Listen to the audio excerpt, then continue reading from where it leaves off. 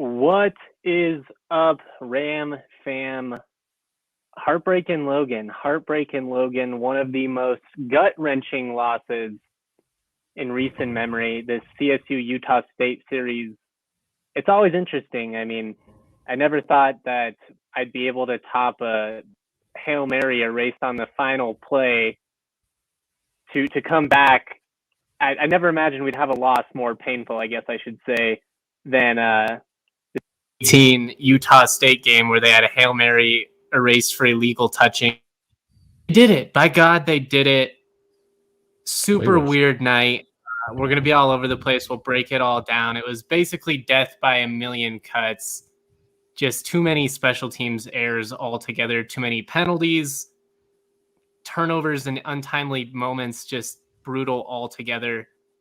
You got to respect the fight, and we'll kind of get into some of that. Like, at least they didn't roll down, which they very easily could have. But, you know, I mean, giving effort in a D1 game is kind of the bar minimum. So not going to focus too much on that, but there was a lot that CSU did well in that. And in this game, and I kind of want that point to come through as heartbreaking as this is. And trust me, we're going to lean into it, but we will talk about all the good as well. Before I get Dre's opening thoughts on this game, let's set the scene, because it's a wild game. You're down 9, you come all the way back. You have an opportunity to kick the game-winning field goal after not being able to pass the ball all night. They go right down the field, get a very makeable field goal for Caden Camper, and they just completely botch the execution. Let's play the clip here, and then I'll talk about what they said post-game. They had an opportunity, and, man, just so frustrating. Can we get the audio on this? Look at the clock. Because they get the first down, and the clock's not running. Finally, the ref starts running it here. They could have taken a beat there, though, Justin, and just like, okay, the shit show of getting everyone off is over. Let's take a second before we snap the ball. We can get this. Bonus, you can't foul, really. And you get a steal on the inbound pass, and you have an opportunity to make a layup to win the game, and you just throw it off the rim because you're just, you just get too into the moment. They rushed it, and it's understandable how it could happen, because it's, that weird moment where it's like, okay, if we get the first down, the clock's going to stop, and then we don't have to run on. But if they get tackled short of the line, they obviously are trying to sprint everyone else out on there. They did get the first down. They didn't need to rush. The offense lines up because they're going to spike it. They're just going to clock the ball, let them come out leisurely. But, the field goal unit, they run out onto the field. They rush it. It's chaos. You have players running on and off the field.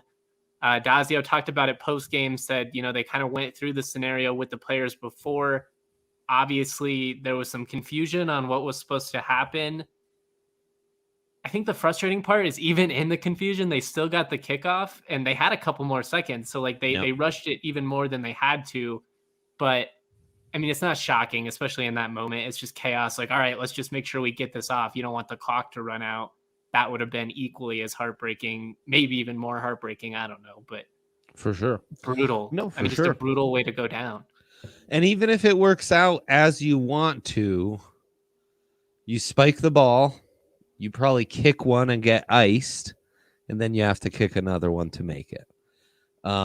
So we were in store for at least a couple more plays there. And man, it just sucks, because I tell you, watching how that defense played, and especially that defensive line, was a joy, Justin.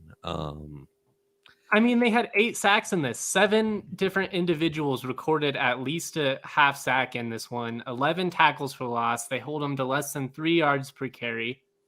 That's everything that you want. And I mean, I wrote in my post-game performance, aside from the offsides penalties, which were freaking maddening, especially late in the fourth quarter, there I understood a little bit more, because you're really just blitzing and trying to get after and make a play. But I mean, Toby McBride said at postgame, I think every single member of the defensive line had an offsides penalty at one point tonight. It just allowed Utah State to sustain drives and just kind of keep it going and, maybe get a field goal. Or obviously in the second quarter, they were able to convert with like a 39-yard touchdown pass to right on a free play. And it's just the little things, they just added up. And I'll get into it more later at the end, but I think that's probably what's going to be the most frustrating aspect of this loss for me is I think CSU was the better team for the most part. Most of what went 100%. wrong was self-inflicted. They still had an opportunity to win it, even in spite everything that went wrong. Mm-hmm. Death by a million cuts. It's the worst way to go down. I think I'd almost rather get blown out. Oh, I disagree with that. I think it's really a phenomenal game. I think with all the You criticism, can build off it. I guess I should clarify. As a fan, from a team perspective, obviously there are plenty of positives you can build off, and we'll get on into all that. But you can build off it raw emotion in a major way.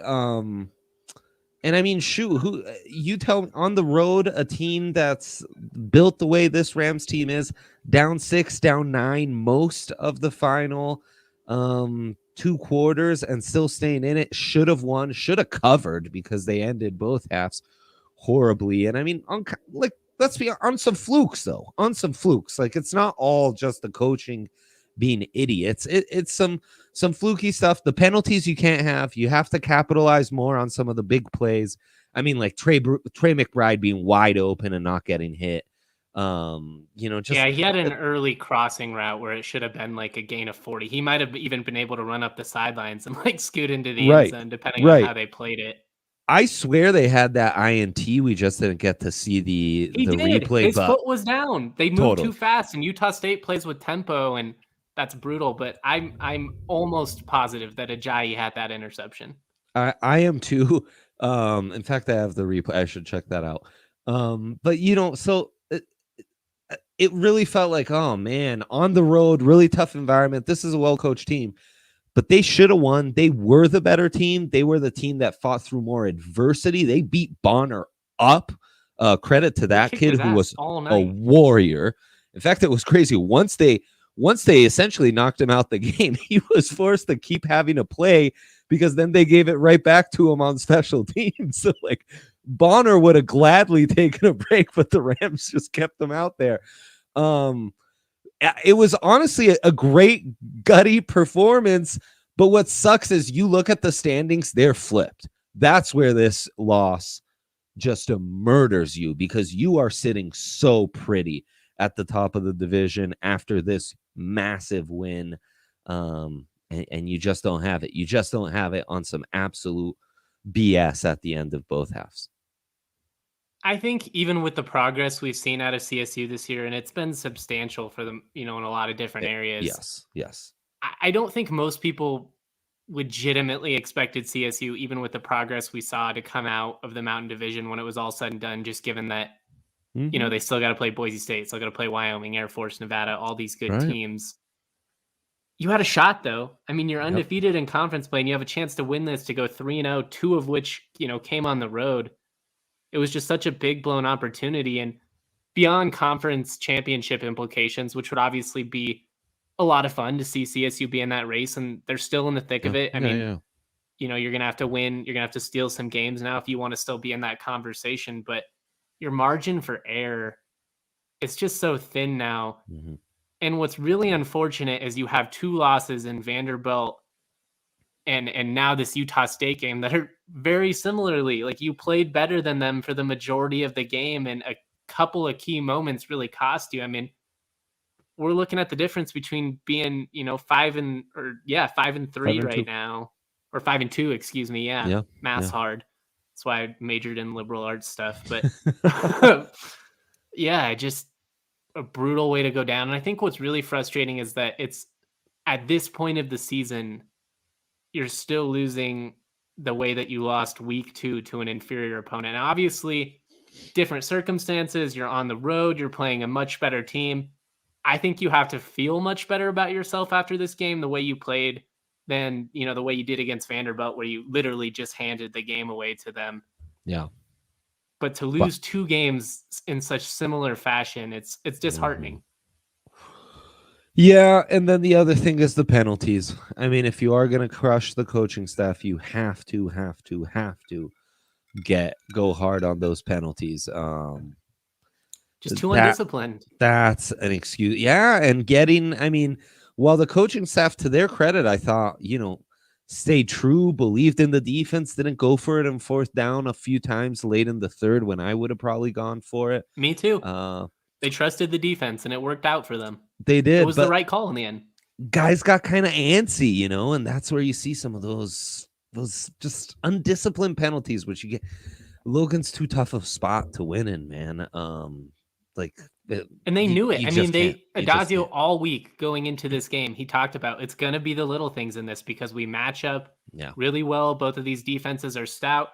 What sucks is he said it's going to come down to special teams, and that's exactly what it did. It makes it even more painful. It's like, well, you knew it was coming, and it still ended up costing you in the end. Not maybe the way you were anticipating. You know, Savon Scarver, one of the best kickoff returners of all time, currently tied for the NCAA lead with 7 career kickoff returns for a touchdown.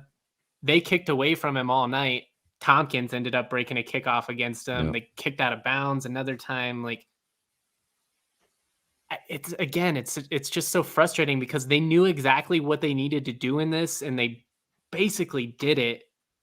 It's just a few key moments that, you know, made the difference. And that's the difference between winning football teams and kind of middle of the pack football teams, is they find a way to not, you know, die by a million cuts, to not have those little things come back and compound and add up. And again, the fight CSU showed was admirable. I'd written them off completely at the beginning of the fourth quarter. I already had 500 words written on my recap. I had to tweak it a little bit because of the comeback effort, but man, I'm trying not to dwell too much because it's so frustrating the way that this ended. It's one of the most frustrating CSU losses, certainly of the last decade, but probably of my lifetime, just because they're the better team. They were the better team, and it slipped through their hands.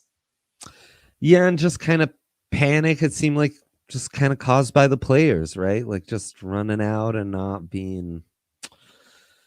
not having their wits about it, because they really had it. They really had it. I want to ask you this, though, because we talked a lot about the penalties. I felt like, and again, you can be like, no, you're just being a homer. No. I felt like a lot of those pass interference calls were pretty suspect. One of them was pretty, Cameron got pretty handsy, and it was fine. They got flagged like 5 times for PI, and 3 or 4 of them were just like, man, that was close. And then they didn't call an obvious push off on Utah State's touchdown. And it's just like, if it's going to go against you in every little way, it felt like anything that could have went against CSU tonight did, whether it was the officiating. Totally. Again, officiating's not the reason that they lost, but every 50-50 call went the other way. Every ball, it bounced the other way. Like, it was just one of those nights. Yeah, and then you started to get a few iffy roughing the passer calls too. It was but again, I mean, you're not allowed to tackle the quarterback anymore, apparently, Andre. Credit to them. They overcame it. They fought. It was far from a flawless or perfect game, but they were there. They just every inch, they should have won. They absolutely should have won this one. But you're right, though. This should be a 5-2 team. It's crazy, but they really should be a 5-2 team. All those people that were calling me insane, you know, after the Vanderbilt game, how could you say that this was a team that could win 7 games? When you see what they can do on the field, it's clear talent. They should be a 7-win team. They should be an 8-9 win team with Trey McBride, with Scott Patchen, with Manny Jones, Ryan Stonehouse. I mean, you got one of the best kickers in the country. I know he didn't do it in the big moment, but it was chaos. I'm not going to hold that against Caden Camper. The whole thing was rushed. They have talent. They just key moments, man. The Iowa loss, you had a moment to take a 21-7 lead. You couldn't do it. Vanderbilt, you had a chance to go up like 28-0 in that second quarter. You couldn't do it. No. It's what comes back to bite you. I mean, we see it all the time in college football. Yeah. No, it's true. I mean, they're a good team. There's a lot of guys you love to root for, and I think Centeo's made some incredible strides as well. He deserves props. He deserves, as much as the passing offense was a struggle in this one, and sure, it was frustrating. It wasn't. He had an interception where it kind of looked like Cameron Butler stopped running the route. He missed him by a mile, but when I went back and watched it out after it was pointed out to me, it does look like the receiver stopped running. Maybe a miscommunication there. This kid's gritty. He is. After everything they went through in the first 2 weeks, to be able to go out on and beat Toledo and then battle the way they did against Iowa, then respond, you know, with 2 of his best performances ever. he doesn't get shook, which I love in a quarterback. And in the fourth quarter, he was clutch, man. Those last 2 drives, one to get him in field goal position, and then the second one to do it again, and then the touchdown drive. That's all you could ask for. It's just like, man, could we see a little bit more of that? And maybe that's on the coaching staff. As much as they were running the ball, and I'm glad they didn't completely abandon it. Yeah. If Shermer was calling this game, David Bailey wouldn't have got another touch in the second half, and that would have been the wrong move. We saw it in the South Dakota State game a little bit too. Maybe you got to spread things out and try and air the ball just a little bit more. I know it's not the identity of your offense. Centeio seems to be most effective when you let him go out of the gun, though, and have 4 options, and just he can run around. He's effective on the QB keepers in those situations. I just think it opens everything up. He feels pressure well too. I mean, I think the O-line's made some. Usually doesn't drift backwards too much. Yeah, I think the O-line's made some real strides in run blocking, but they'll still let guys slip through. And Centeio's good about avoiding pressure, and he's also good about sometimes knowing hey, I got to take a sack here, and it's okay. We can survive. Live to fight another day. In here. Yep, exactly. He hasn't. And that's the thing about that interception. He maybe forced it a little bit. It was 3rd down. It was fine. And again, I think the receiver stopped running. He hasn't been making the plays that cost this team. And for the most part, I mean, he's missed some shot plays. Today, though, the missed shot that they had, other than where he had an opportunity to hit McBride early, I mean, E.J. Scott in the 3rd quarter drops what should have been a walk-in touchdown. Yeah. The ball's right over his shoulder. He almost overruns it just a smidge. Yeah, it was weird. It was overruns it, then he missed read it in the air or something. It was super weird. Yeah. At the very minimum, you got to catch it and bring it down. Now we got the Mountain West mountain standings up here after this game, and we can talk about it again more at the end. But Utah State sitting at the top, 3-0 in the division, tied, or excuse me, sorry, 2-2. Hold on, I can't. 3-1 in the conference with wins over Air Force and Colorado State. So the other 2 1-loss teams in the division. That's huge. And their 1 loss coming to Boise, who's sitting at 1-2. Now we become pretty big San Diego State fans on Saturday, because that would at least help. And I mean, Utah State seemed very beatable to me. So I think this is really wide open. And I mean, I'd say it's probably Air Force's division at the moment. They're probably in the driver's seat just because they already got that road win over Boise. CSU Air Force, though, shaping up for a big game. I mean, really the next couple of games are massive, and that's what we'll kind of end the podcast with. Real quick, though, I want to get into the turning point, and we've already kind of talked about it. It was that pooch kick late in the second quarter. After they'd gone up 6, you're sitting there thinking, all right, the Rams should have an opportunity here to kind of drive down the field. They kicked this weird pooch kick. Yeah, excuse me. Sorry. Yeah. It bounces.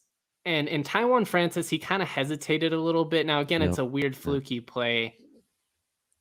And they recover it, and they go up 9 there. And again, there's a bunch of little things you can kind of point out. Obviously, if Thomas doesn't fumble, if you score earlier, if you make another field goal, there were a lot of different things. But to me, that was kind of the difference in the game. Huge. That 9-point lead was what just made it just insurmountable enough. And kudos to the defense for not, allowing Utah State to extend it and forcing them to kick field goals.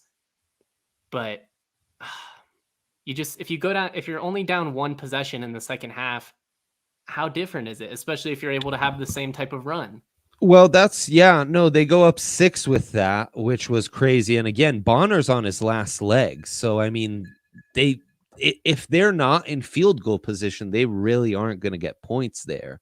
But it just happens that the little pooch kick bounces perfectly for them, and special teams just not on it enough.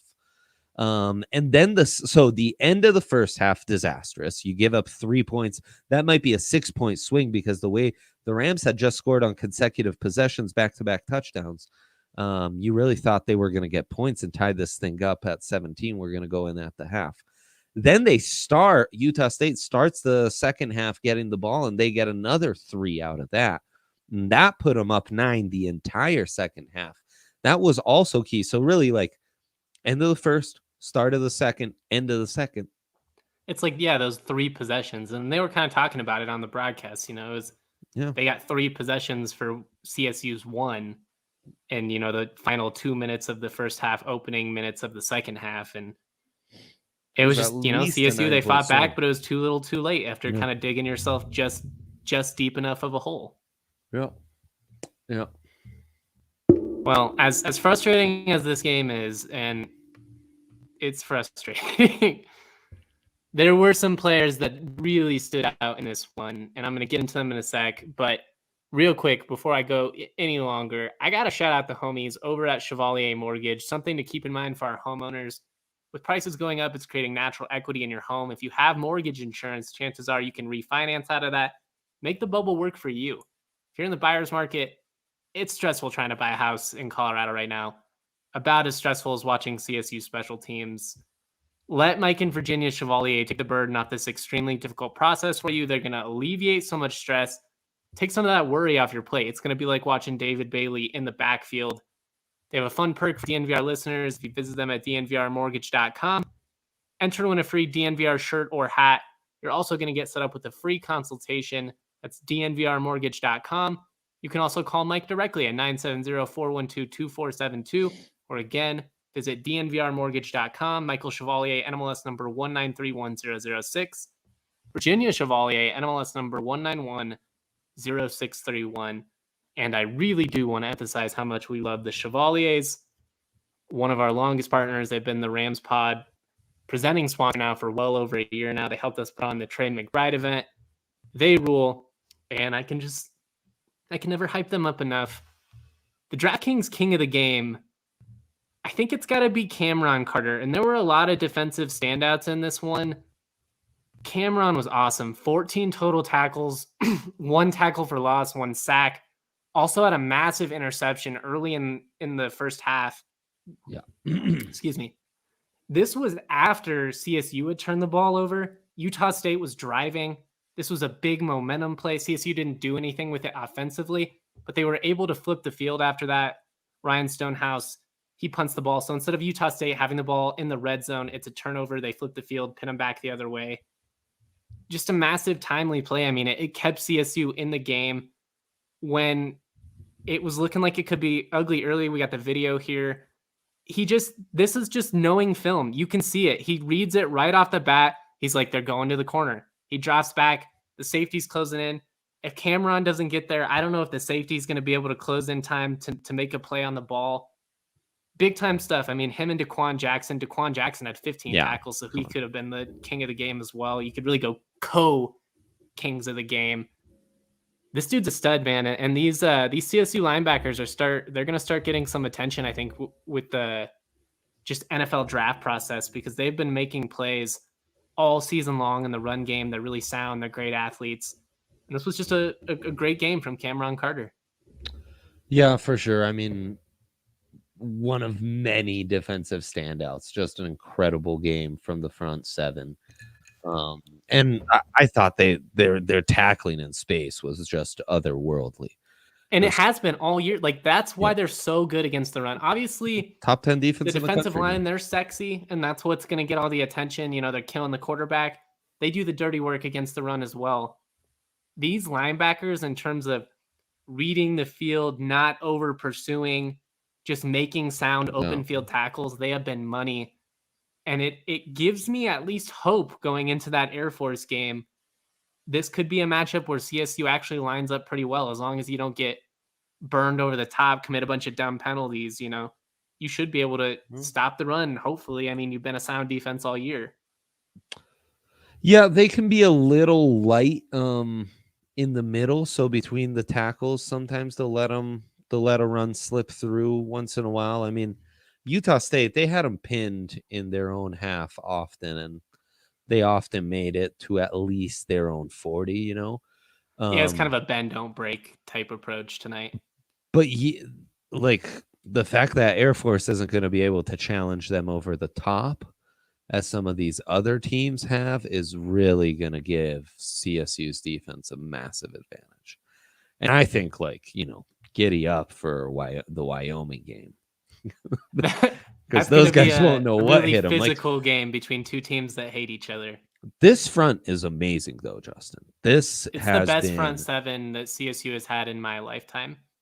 I mean, at least where I've been old enough to appreciate it. I mean, some of those late defenses, the late 90s, early 2000s were really good.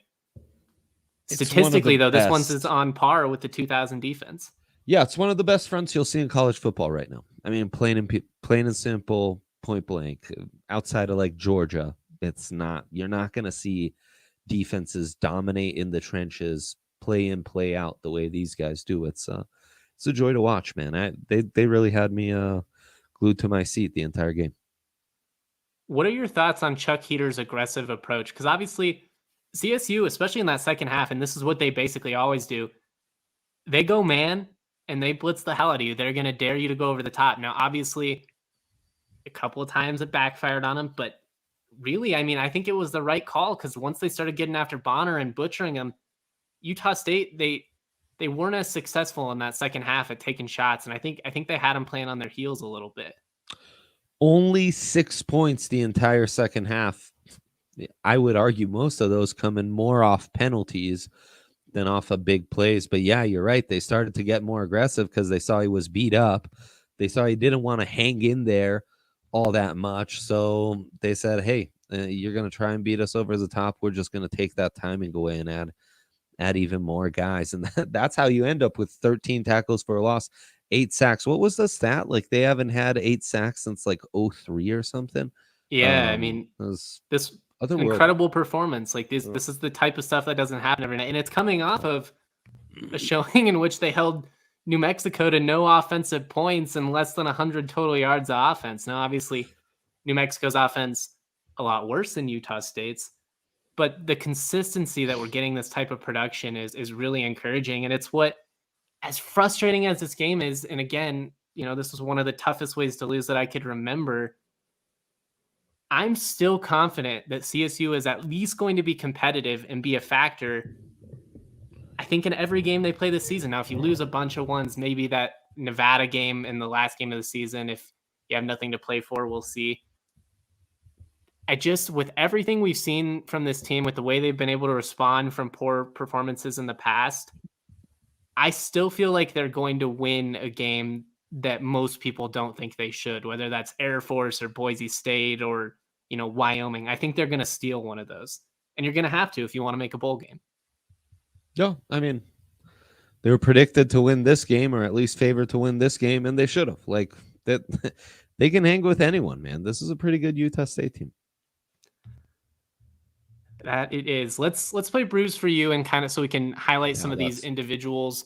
Before we do, though, NFL fans hungry for a big win this weekend, DraftKings Sportsbook, an official sports betting partner of the NFL, has you covered. New customers can bet just $5 on any NFL team to win their game.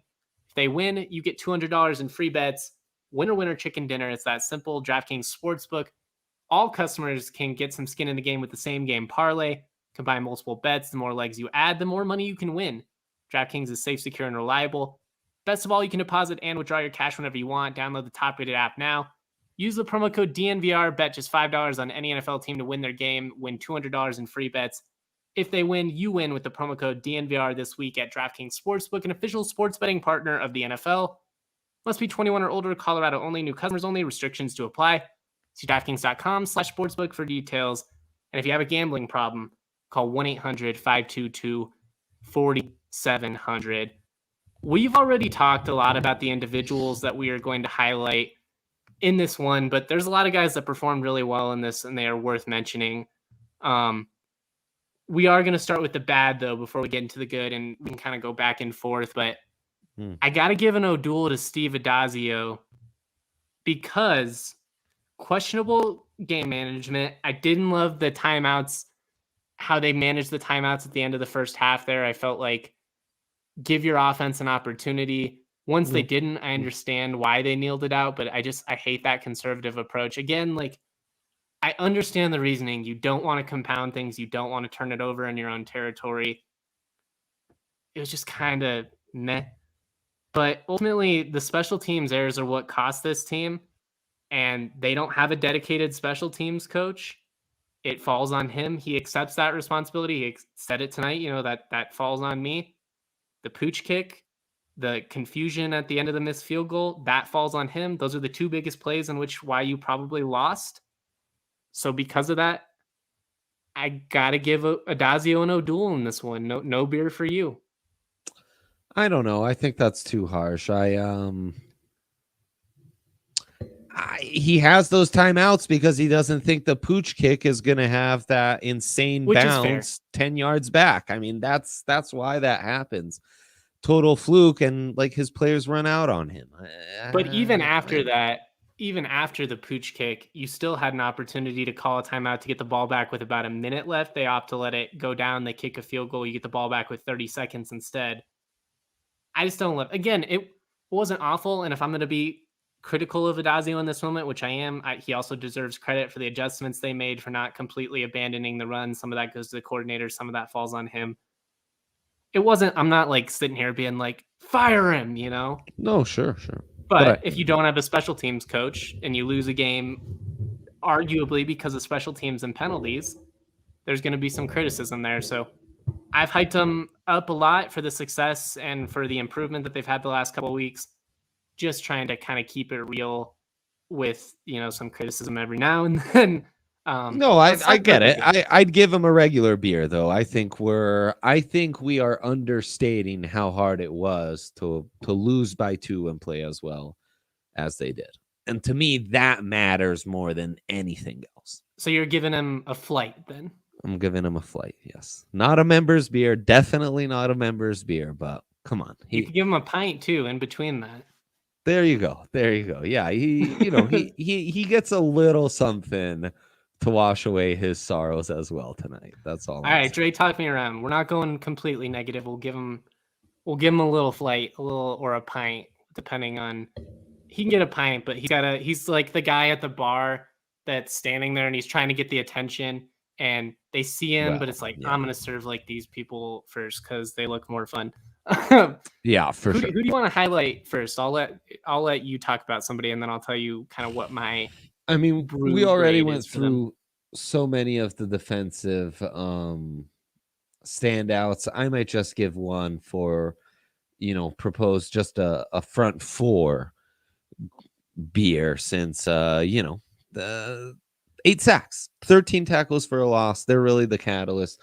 Though, of course, I mean, Carter, Blackburn, amazing contributors from the back 7 as well. But those guys get a full-on keg. Just like, I won't stop talking them up. I was just so pleased by their performance. Just incredible stuff. I mean, and really putting Bonner like on the ropes.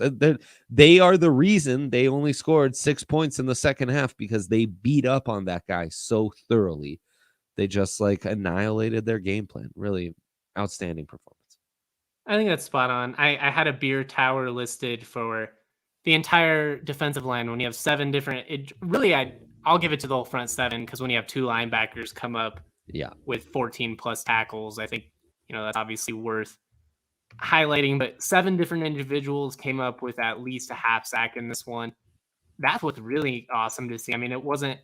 Manny Jones was awesome in this, and I specifically highlighted him with a beer tower as well. But 7 different dudes. Like, it's not like you can just double Scott Patchen and all of a sudden the problem's over. Like, they have so many dudes that can get after you. Well, and Patchen gets banged up for a minute, but then he's back on, still creating pressure at the end of the game. Toby McBride really had some key pressures kind of from off that inside shoulder in the second half. It was outstanding. Yeah, and I mean, Blackburn, really great game from him too. Yeah, we got a comment here from my guy, Nicholas Toffenmeyer. Blackburn, such a nice dude, stud on the field, big supporter of Daily AT, loves CSU. Love it. Love anybody that supports CSU. Go follow Daily Adam Thistlewood on Instagram. Really bright future for Blackburn, Jack Howell, some of these young secondary guys. Even Robert Floyd, he's a walk-on right now that's turned a starter for CSU. He had a big pick at Iowa. He got called for a pass interference call tonight. Very suspect one, in my opinion.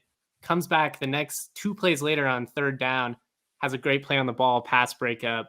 It's just encouraging to see some of these young guys stepping up again. Yeah. Secondary, clearly the weakness for this defense, and it's going to be all season when you have, one of your most veteran players in Marshawn Cameron just getting bullied repeatedly.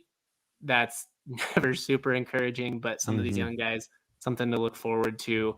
I really don't like throwing guys under the bus, and so I'm not going to dwell too much on Marshawn Cameron. He has been a liability for CSU in coverage so far this year. I will say he's played injured a lot of the year. They don't have anyone else. He's in a tough spot. You're in man. It's a lot of individual responsibility. Because of that, your bad plays are going to be really easy to see. It's you and the receiver. It's a really tough spot to be in. I liked how he kind of fought back in the second half. Right. He would not get a beer in this one. I'm not going to give him an O'Doul, but a couple of untimely pass interference calls. Keeping it positive, though, I also have a pint, maybe a beer tower. I'll let you make the final call for the offensive line because they're down 3 starters from the beginning of the year. They ran for almost 5 yards a pop, only allowed 1 sack. They're really adjusting well. And some of those sweeps to David Bailey, man, he was going like 8-9 yards before anyone was even touching him. I also think credit to the play calling, but no, the O-line's done a nice job. And I mean, even the amount of sacks, it did feel like Utah State was able to dial up the pressure and get a couple timely sacks on their end. But if you look at the numbers, really, they didn't do a ton. And yeah, they were disruptive. But the O-line, they gave him a chance, especially given the fact that you're shorthanded and you're moving guys around between tackle and guard, playing guys that haven't played a ton of snaps. On the road, you talk about how the crowd's on top of you. It's that is going to impact the O-line most of all. Yeah, I think a very, very nice performance. It's a group of guys. Let's tower them up. They can put it down. Shout out to everybody on that offensive line. They're going to have to keep it up. Obviously, running the football, the identity of this offense. Just kind of keeping it moving here. We'll wrap up the show here in a couple minutes. I have a pint for Todd Centeio as well as Dante Wright. Again, this was not a great game from Todd Centeio. He gave them an opportunity to win when it mattered most, though. He drove them down the field a couple times, hit on a couple of throws, had that touchdown pass to Gary Williams. He might not necessarily be the reason that you're winning, but so far, Centeio, for the most part, isn't the reason that you're losing. I know that his biggest critics still don't love him. It's not the sexiest passing offense. That's not going to change. He puts this team in position. They drive the field. They don't turn the ball over a ton, usually because of him. I think with what he did in the fourth quarter, that's noteworthy and something you can build off of. If that field goal is 2 inches to the right, is your grade or is your brew grade any higher? Yeah, because he let him do a comeback win. I mean, how do you not give him the credit at that point? I mean, again, you can nitpick and talk about all the things that went wrong, but you found a way to win. It's not his fault they lost. No, it isn't. But that's kind of how it works as the quarterback, right? Like the highest moments are always because of you, and the lowest moments are also because of you, even when neither is usually the truth. You just wish he could have had one more snap to spike the ball. But 282, man. From a guy like Centeio, down most of the game, 282. That's a nice shot. If CSU throws for 300 passing yards and they're running the ball for, close to 200 yards, that's crazy efficient. You're going to win a lot of games if you're able to do that, assuming that you're not, turning the ball over in the red zone or something dumb like that. You can have some fluky stuff happen, but that is a recipe for winning football most of the time. 100%. Yeah. The last guys I want to highlight individually, Caden Camper, I'll give him a pint because he made a clutch field goal in the fourth quarter, did miss one, but he's been awesome for this team this year. Gary Williams comes up with a big touchdown. He's been a great number 2 tight end option, really a great receiving guy. Makes me wonder what the hell was Bobo doing all these years? Dude's a redshirt junior. He's been on campus a long time. Why did it take until 2021 to get this dude involved in the offense? He looks nice. He looks like an NFL tight end. Yeah, dude. They might have 4 NFL tight ends on this roster. It's no joke. They're willing to play them all. They went to a 4 tight end formation. They do 3 tight ends all the time. They'll do 13, but today they went a 4 tight end personnel. I kind of like how they scheme up this offense. I mean, and They with know who their Dante best players are. with I know Dante they didn't back, get they Trey the can do ball more tonight. things. Well, and Trey had some shots. Trey was very frustrated on a few different instances where It kind of the probably first could have time this got it year out where the you could kind of sticks. see him being like, I'm better than everyone. Get me the fucking Totally, football. Well, and I mean, it's a guy that's been averaging like 90 receiving yards per game, and he only had 44. Even though 10 targets and led the team in receptions with 6. It was definitely, and when Centeo goes off for 282, you assume like, oh, then Trey must have had a buck 50. Well, and at least 2 of those targets were actually throwaways where it was just like McBride was in the area. It's like McBride was the target. It's like, no, he wasn't. He threw the ball 25 yards over his head. It was just a way to sack. But 100%. The last guy, though, I want to talk about is just David Bailey, because I think he's probably an NFL back. We'll see. He has an injury history, and that's going to kind of determine. But 2 touchdowns tonight, both in the red zone, 150 yards on the ground. Showed his ability as a pass catcher. Had a couple of really big catches in that fourth quarter. This dude's a stud, man. He's everything we thought he would be. Yeah, he's great. Gets downhill. Great one cut back. Really nice vision. And I mean, once he starts to get head of steam a little bit, he's nice. Boys, somewhat reminds you of almost Dearness Johnson. Like he would be a great zone blocking type of guy. I was gonna say he would have ran for 150 against the Broncos on Thursday Night Football. Yeah, one cut, get downhill. He's something else. So yeah, lots to be up. There's a lot of great elements. I feel better right now than I did after the game. I can tell you that, and I hope that the audience does as well. Because again, there is a lot of positive you can build off of, but I know it's hard to feel that in the moment, and I'm not going to tell anybody they shouldn't be frustrated after that loss, because that's like stubbing your toe in the middle of the night. It just doesn't get worse. And this loss is going to sting the entire year. If the it could be what prevents you from making a bowl game, or a Mount West championship. Like I really think, as high as we are on the talent on this team, and the elements, and like, again, this could be a 5-2 team if they are frisky and they beat a Boise or an Air Force, if not both, but even just one of those 2 teams beat. But then you do lose to the other. Man, does this loss.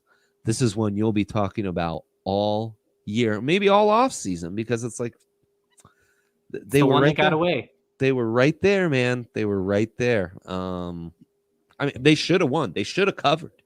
Special teams is better, and you don't have some fluky plays. They easily cover the 3.5. Easily. There are things they did well. Should have won. But ultimately, it goes down as a loss. They're going to have to rebound fast, though, because this is the type of loss in the Bobo era that would have compounded, and then they would have lost another one, and then another one, and then the season would have been over.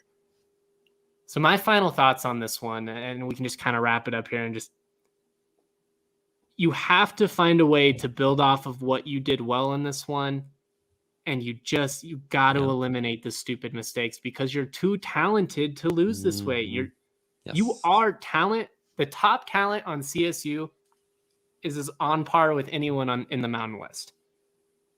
Nobody else has a Trey McBride. Nobody else has a Scott Patchen, a Manny Jones, Toby McBride, Stonehouse. Like, they have the talent. Yeah. And that's what's going to make it even harder for the fans. But with the talent, I think they're schemed up pretty well. I have in a while. Like, after tonight, I feel like that Boise State game is winnable at home. And I hope it's a sellout crowd. And I hope it's rocking. And I hope the pass rush gets after them. I am worried about the secondary, because Boise State's got some crazy receivers. And they're just going to try and stretch the field on you and either hit those plays or draw penalties, which is what's been the big problem for CSU and their losses. But if you get after the quarterback, you're gonna have a shot.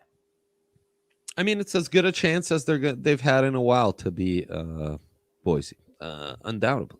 And yeah, you really have a chance to kind of set the tone and have an identity. And beyond the talent, as I was saying earlier, I think they're schemed up right. I think like the team they're playing to their strengths and they're doing what I would do if I was scheming this team. Like, no, I agree. I think it's they're making really it work. easy to just be like, give Trey McBride 100 targets. And it's like, all right, well, that's not winning football. You want him to be a focal point of the offense, and I don't feel like he was tonight. But for the most part, it's not like he was non-existent. Like they dialed it up a couple times and it just didn't kind of work out. You hit a couple of those, it's a completely different story. I thought tonight you actually saw him work out as more of a decoy. I thought Utah State really focused on him, and that's why, I mean, you had guys running wide open down the seam.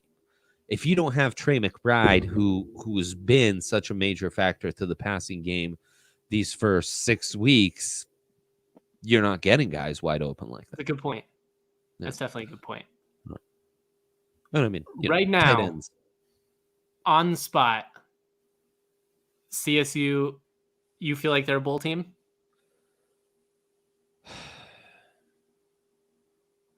Got to go to Hawaii, to Wyoming. You got Air Force, Boise State, Nevada at home. None of those are easy games.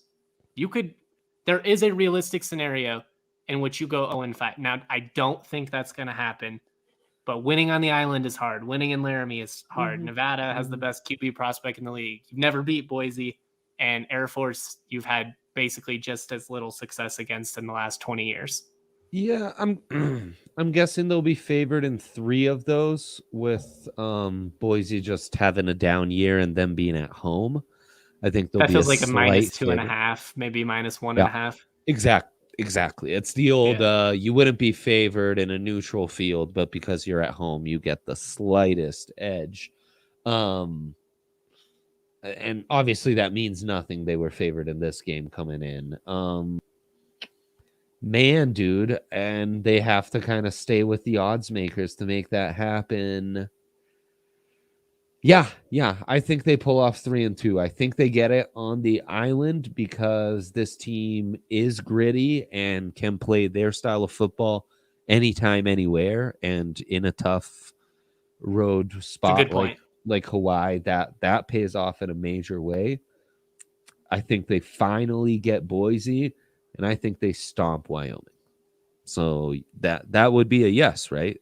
They need 3 wins to get I'd be 6-6 if they lost Air Force, 7-5 if they beat them, assuming that you lose to Nevada in the home finale. And that'll be an interesting one to monitor too, because it will. Nevada, they still got to play Fresno State and San Diego State. So if they don't have anything to play for in that last game, that completely changes the context. It's a late night game in the cold, like senior night for the McBride brothers. Who knows? We're in a really weird spot. Like I could very easily see the Rams like going 4-1 over the last 5 and just having the talent take over. I could see them going 1-4 and just losing like 3 brutally, frustratingly close games just because of the way the schedule lines out. But you're in it. You're playing relevant football, which anybody that listened to that Vanderbilt post game, I think that probably would have felt like a stretch after that opening 0-2 start. Yeah. So to some extent, you're kind of playing with house money at this point. But I think with the talent, the expectation should still be to make a bowl game. I too think they're still a bowl team at this point. And maybe it's crazy of me to say this, and this isn't with disrespect, because obviously CSU's never beaten Boise State, and nobody is more aware of that than me. I feel like the Rams are finally going to do it this year. And that's what I'm going to leave you with tonight, because I want to leave you with just like a little glimpse of something to feel good about after such a gut-wrenching loss. Dre's broken it down. He's completely unbiased in this. He's not a Ram. He's telling you how good this talent is. I just love college football. Yeah. Just loves college football. That's right. I'm Justin Michael. Dre, thank you. Yahir behind all the scenes. Thank you as well. Shout out to our presenting sponsor, Chevalier Mortgage. I'll be back with another Rams pod tomorrow after I rewatch this game. Oh, that's going to be such a difficult rewatch, but you got to do it. I'm Justin Michael. Much love, y'all.